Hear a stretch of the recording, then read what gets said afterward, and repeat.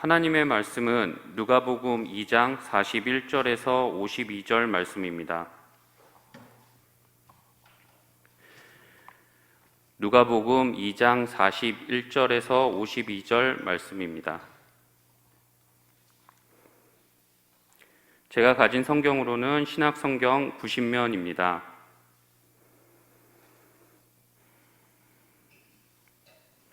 오늘의 말씀은 누가복음 2장 41절에서 52절 말씀입니다. 그의 부모가 해마다 6월절이 되면 예루살렘으로 가더니 예수께서 12살 되었을 때 그들이 이 절기의 관례를 따라 올라갔다가 그 날들을 마치고 돌아갈 때 아이 예수는 예루살렘에 머무셨더라. 그 부모는 이를 알지 못하고 동행 중에 있는 줄로 생각하고 하룻길을 간 후 친족과 아는 자 중에서 찾되 만나지 못하매 찾으면서 예루살렘에 돌아갔더니 사흘 후에 성전에서 만난즉 그가 선생들 중에 앉으사 그들에게 듣기도 하시며 묻기도 하시니 듣는 자가 다 그 지혜와 대답을 놀랍게 여기더라. 그의 부모가 보고 놀라며 그의 어머니는 이르되 아이야 어찌하여 우리에게 이렇게 하였느냐. 보라 내 아버지와 내가 근심하여 너를 찾았노라. 예수께서 이르시되 어찌하여 나를 찾으셨나이까. 내가 내 아버지 집에 있어야 될 줄을 알지 못하셨나이까 하시니 그 부모가 그가 하신 말씀을 깨닫지 못하더라. 예수께서 함께 내려가사 나사렛에 이르러 순종하여 받드시더라. 그 어머니는 이 모든 말을 마음에 두니라. 예수는 지혜와 키가 자라가며 하나님과 사람에게 더욱 사랑스러워 가시더라. 아멘. 우리와 함께 계시는 하나님 임마누엘을 믿습니다. 사람의 눈에 보이지 않기에 믿음으로 하나님을 봅니다. 우리는 하나님이 우리와 함께 계신 것을 믿습니다. 작은 도토리 하나 속에 아름드리 참나무가 있는 것을 보고 그 씨앗을 심는 것처럼 믿음으로 살아갑니다. 코로나19의 추석 명절을 어떻게 보내셨습니까? 비대면이 일상이 되다 보니 부모와 자식의 만남도 온라인 비대면이랍니다. 영상으로 명절 차례에 참석하는 뉴스를 보았습니다. 만나고 싶지 않은 사람을 만나지 않는 핑계가 아니었으면 좋겠습니다. 코로나라는 전염병보다 사람 사는 정을 잃는 것이 더 무섭습니다. 오랜만에 조카를 만난 삼촌이 물었습니다. 너 장래 희망이 뭐냐? 장래 희망을 묻는 삼촌의 말에 어린 조카는 한참 뜸을 들이더니 대통령이 되겠다는 조카에게 삼촌이 다시 물었습니다. 너 대통령 되면 삼촌 뭐 시켜줄래? 조카는 잠시 생각하더니 이렇게 말했지요. 짜장면 시켜줄게. 조카가 대통령이 되면 삼촌에게 어떤 자리를 주겠느냐고 물었는데 조카는 배달 음식 시켜 먹는 것으로 알아들었습니다. 참으로 다행입니다. 조카가 대통령이 되었다고 능력도 자격도 안 되는 삼촌을 감투 씌워주는 것보다는 차라리 탕수육까지 더해서 짜장면 배달시켜주는 것이 나라를 위해서 훨씬 좋은 일입니다. 사람들은 힘이 있으면 그 힘을 휘둘러 보고 싶어 한다고 합니다. 흔히 하는 말로 칼을 뽑았으면 썩은 호박이라도 잘라야 한다는 것입니다. 그러나 애꿎은 호박을 왜 자릅니까? 힘이 있는데 그 힘을 절제하는 사람이 위대합니다. 우리는 힘을 가지고 있으면서도 겸손한 사람을 진심으로 존경하고 두려워해야 합니다. 유대인들은 고향에 가서 명절을 지키는 것이 아니라 성전에 있는 예루살렘에 올라가 명절을 지켰습니다. 세계 여러 곳으로 흩어지면서 이 법을 지킬 수 없게 되었습니다만 그래도 경건한 유대인은 6월절만큼은 유월절만큼은 반드시 예루살렘에 올라가 지켰습니다.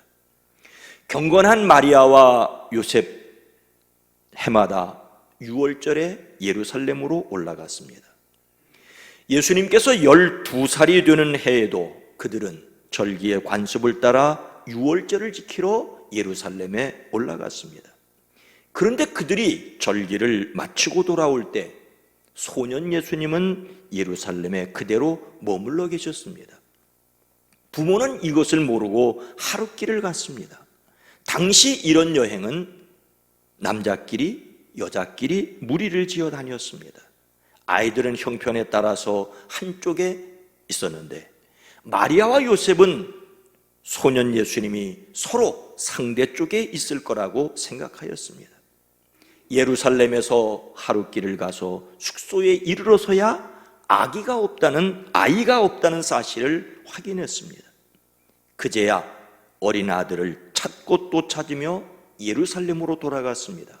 그리고 또 찾아다녔습니다.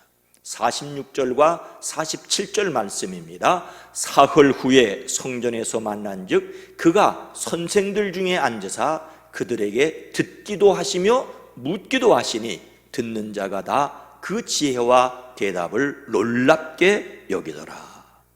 그들은 이틀을 찾은 다음에 결국 사흘 만에 성전에서 예수님을 찾았습니다. 성전에 계실 것이라고 생각했다면 곧장 성전으로 갔을 터인데 그곳에 계실 것이라고는 꿈에도 생각하지 못하고 이리저리 다른 곳을 찾아다니다 비로소 만났습니다. 그런데 소년 예수님은 그 당시의 선생님들 가운데 앉아서 그들의 말을 듣기도 하고 그들에게 묻기도 하셨습니다. 소년 예수님과 토론한 선생들은 유대교의 랍비였습니다. 당시 나이가 많았던 힐렐이나 샴마이 같은 어쩌면 바울의 스승이었던 가말리엘이었을지 모릅니다.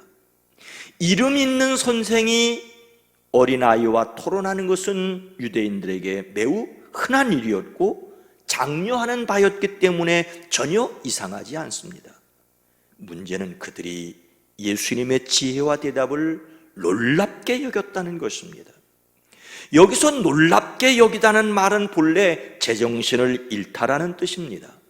그들은 미치고 놀라고 홀딱 반할 정도로 매혹되었습니다. 예수님께는 하나님이 주시는 내적 통찰력이 있었습니다. 이런 모습을 본 부모는 어떻게 하였습니까? 48절 말씀입니다. 그의 부모가 보고 놀라며 그의 어머니는 이르되 아이야 어찌하여 우리에게 이렇게 하였느냐 보라 내 아버지와 내가 근심하여 너를 찾았노라. 그 부모는 선생들과 막힘없이 이야기하는 어린 아들을 보고 놀랐습니다. 이번에 놀라다는 말은 무엇인가 머리에 부딪히는 듯한 충격을 받았다는 말입니다. 몽둥이로 한 대 어저마다 정신을 잃은 것 같았습니다. 어머니는 얘야 이게 무슨 일이냐, 내 아버지와 내가 얼마나 너를 찾느라고 애를 태웠는지 모른다고 말합니다. 그런데 예수님의 반응은 뭡니까? 49절입니다. 예수께서 이르시되 어찌하여 나를 찾으셨나이까? 내가 내 아버지 집에 있어야 될 줄을 알지 못하셨나이까? 하시니 마리아는 예수님께 아이야 어찌하여 우리에게 이렇게 하였느냐라고 나무라는 듯 말하는데 예수님은 어찌하여 나를 찾으셨나이까라고 뒤묻습니다. 어머니는 내 아버지와 내가 근심하여 너를 찾았다라고 말하는데 어린 아들은 내가 아버지의 집에 있어야 될 줄을 알지 못하셨나이까라고 되물으십니다. 어린 예수님과 토론하던 선생들이 놀랐던 것보다도 그런 모습을 발견하고 그 어머니가 받았던 충격보다도 더 큰 충격입니다. 근심하는 아버지를 앞에 두고 다른 아버지를 가리키며 내 아버지의 집을 이야기할 때 요셉과 마리아가 받았을 충격은 짐작할 수도 없습니다. 어찌하여였을 것입니다. 어찌하면 올 것이 왔다고 생각하였겠지만 인간적으로 느끼는 배신감도 있었을 것입니다. 하지만 예수님은 여기에서 하나님을 아버지라고 부르십니다. 마리아와 요셉과의 인간관계를 뛰어넘어 자신이 하나님 앞에 서 계심을 분명히 아셨고 그 사실을 분명히 말씀하십니다. 하지만 그 말을 듣는 그 부모는 어찌했습니까? 50절 말씀입니다. 그 부모가 그 하신 말씀을 깨닫지 못하더라. 마리아도 요셉도 아직 자신들이 아이야 라고 부르는 그 아이가 자신들에게 한 그 말을 무슨 뜻인지 깨닫지 못하였습니다. 사람들은 같은 생각을 하고 같은 것을 느끼며 서로를 이해합니다. 이런 것을 여기에서 깨닫다고 하는데 지금 마리아와 요셉과 그리고 어린 아들 예수님 사이에는 어떤 같은 생각도 같은 느낌도 어떤 접촉점도 없었습니다. 사람이 깨달아 알 수 없는 예수님이십니다. 사람의 지식과 감정으로 알 수 없고 느낄 수 없는 하나님이십니다. 놀라고 경탄하고 어찌하여라고 말할 수밖에 없는 예수님이십니다. 사실 하나님이 사람이 되시고 동정녀를 통하여 세상에 오시고 그때 동방에서 박사들이 찾아왔고 들판의 목자에게 천사들이 그 탄생 소식을 알려주었다는 것은 확인 불가능합니다. 그래서 우리는 예수님을 믿습니다. 물어볼 일이라면 아는 사람을 붙잡고 묻습니다. 따져볼 일이라면 끈질기게 물고 늘어집니다. 확인할 일이라면 불을 켜고 봅니다. 증명할 일이라면 실험해 봅니다. 그런데 그렇게는 도무지 알 수 없는 분위기에 우리는 믿는 것입니다. 그것도 성령의 전적인 도우심으로 비로소 예수님을 믿습니다.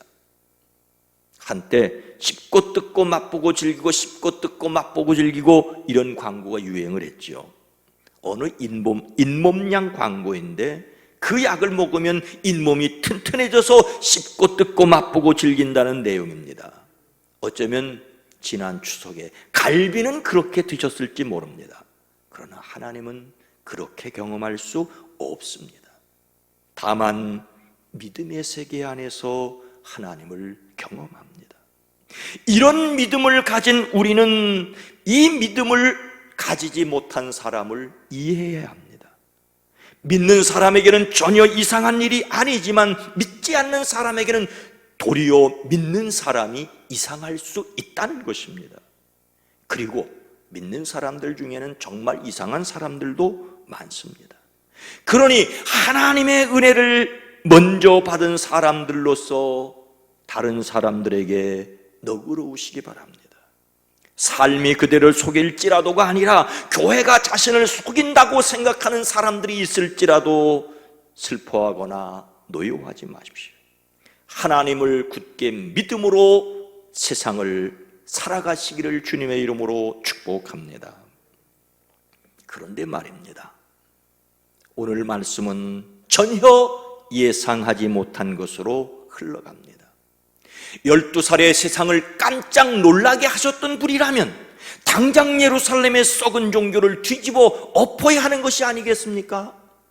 그런데 예수님은 어떻게 하셨습니까? 51절 말씀입니다. 예수께서 함께 내려가사 나사렛에 이르러 순종하여 받드시더라. 그 어머니는 이 모든 말을 마음에 두니라. 혹시 여러분의 귀에 자동차 바퀴에서 바람 빠지는 소리가 들리지 않습니까? 세상을 깜짝 놀라게 할 영재가 태어났다고 온갖 매스컴에서 난리를 쳤는데 시간이 지나고 찾아가 보니 지극히 평범한 아이로 자랐다는 것과 똑같은 이야기처럼 들립니다. 12살의 천재는 어디 가고 이렇게 평범한 것입니까? 예수님은 부모와 함께 내려가셨습니다. 내려가다는 말은 아래로 떨어지다는 뜻도 있습니다. 비참하고 부끄러운 상태에 던져졌다는 뜻입니다. 예루살렘에서 툭 떨어지셨습니다. 그런데 그것이 다가 아닙니다. 나사렛에 이르셨습니다. 이르다는 말은 거기에 나타났다는 말입니다. 그래서 사람들은 예수님을 나사렛 사람이라고 불렀습니다. 그것도 다가 아닙니다. 내려가 이르러 순종하여 받으셨기 때문입니다. 순종하여 받으시다는 말은 어떤 면에서 매우 굴욕적인 말입니다. 종속되었다는 말이기 때문입니다. 부모 아래 자신을 두고 그 통제를 잘 따르는 아주 착한 아이입니다. 예루살렘을 깜짝 놀라게 했던 12살 소년 예수님께서 나사렛으로 내려가 이르러 순종하였던 모습은 성경 다른 곳에서 다른 표현으로 우리는 또 볼 수가 있습니다. 예수님은 하나님과 동등한 분이셨습니다. 그런데 오히려 자기를 비워 종의 모습을 취하시고 사람들과 같이 이루었습니다. 자기를 낮추시고 십자가에 죽기까지 순종하셨습니다. 그러니 우리 보고 어떻게 하라는 말입니까? 빌립보서 2장 5절은 이렇게 말합니다. 너희 안에 이 마음을 품으라 곧 그리스도 예수의 마음이니. 성경은 우리에게 예수님을 믿으라고 말할 뿐만 아니라 예수님의 마음을 품고 살라고 말합니다. 예수님의 마음을 품고 살라는 말은 구체적으로 어떤 것이라고 빌립보서는 기록하고 있습니까?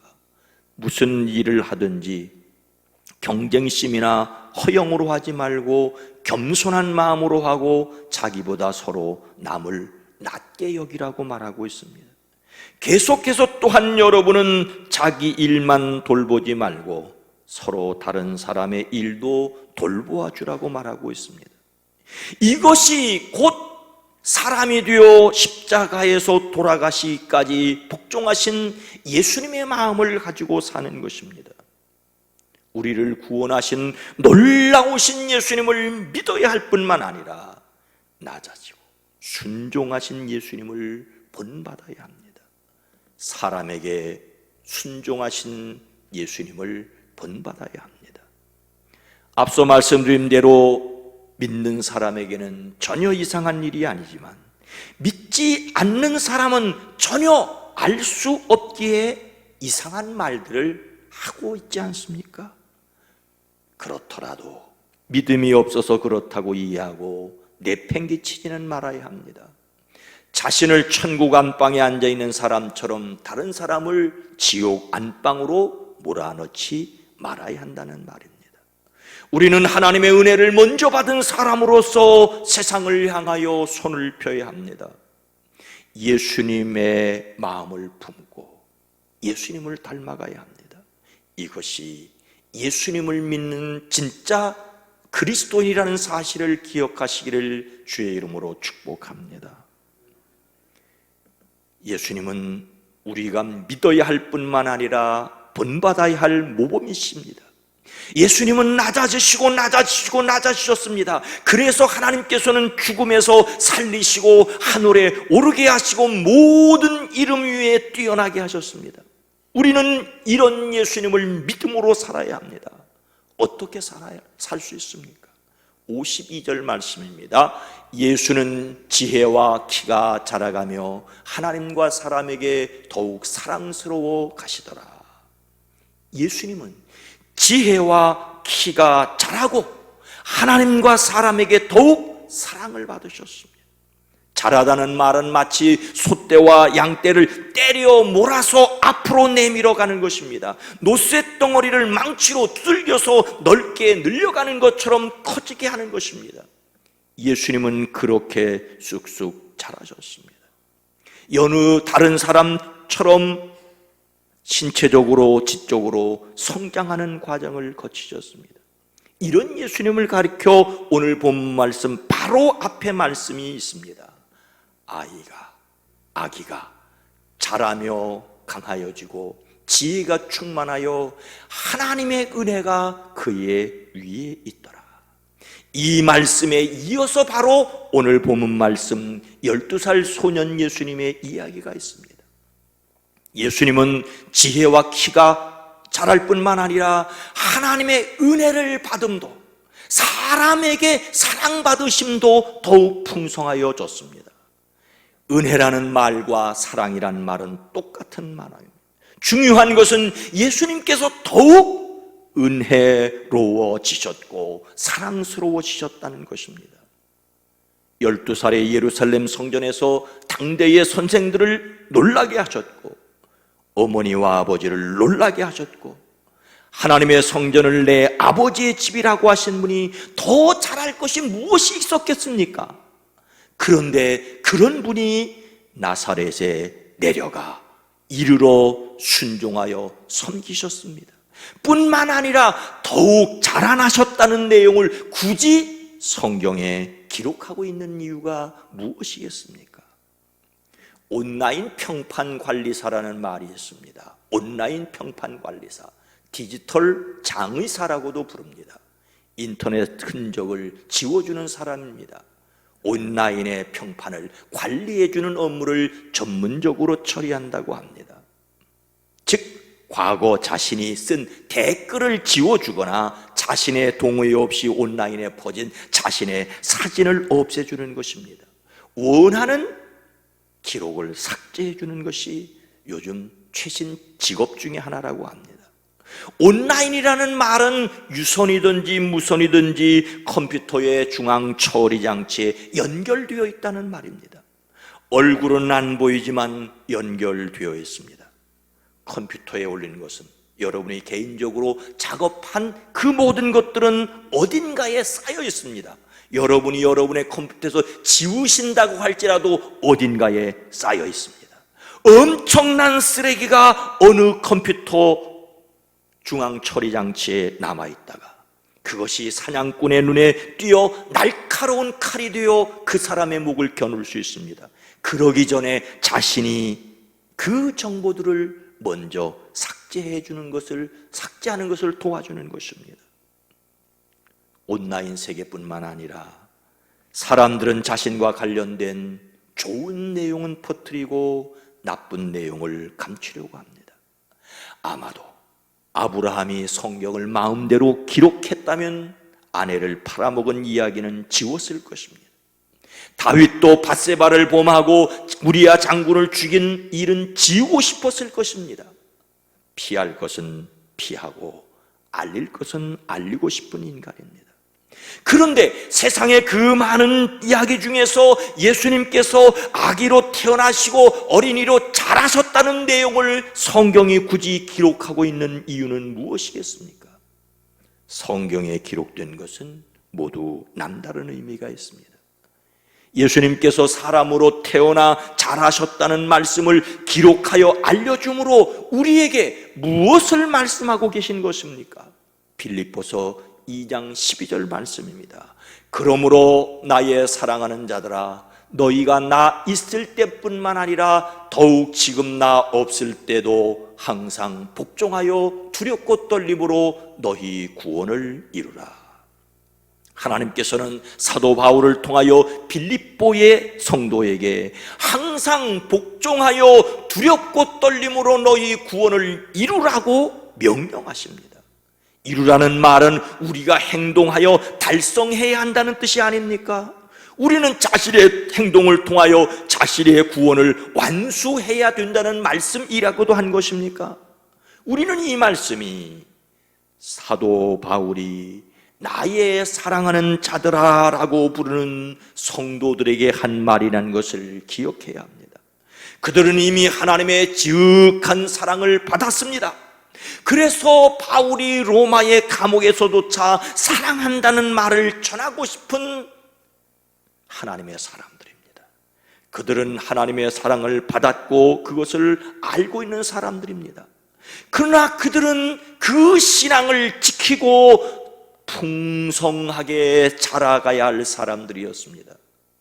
그들을 구원할 믿음이 부족하였기 때문이 아니라 그들을 구원한 믿음을 굳게 지켜가야 할 사람들이었습니다. 금방 태어난 아기도 완전한 인간이지만, 금방 태어난 아기도 완전한 인간이지만 아기는 두 발로 서서 걸을 수 있는 그 이상 온전한 인격으로 자라가야 합니다. 신앙도 마찬가지입니다. 우리의 신앙은 성장하여 드러나야 합니다. 우리의 신앙은 자라가야 합니다. 신앙이 자라야 한다는 말은 삶으로 드러나야 한다는 말입니다. 믿음이 드러나지 않고 자라지 않는 사람도 있을 것입니다.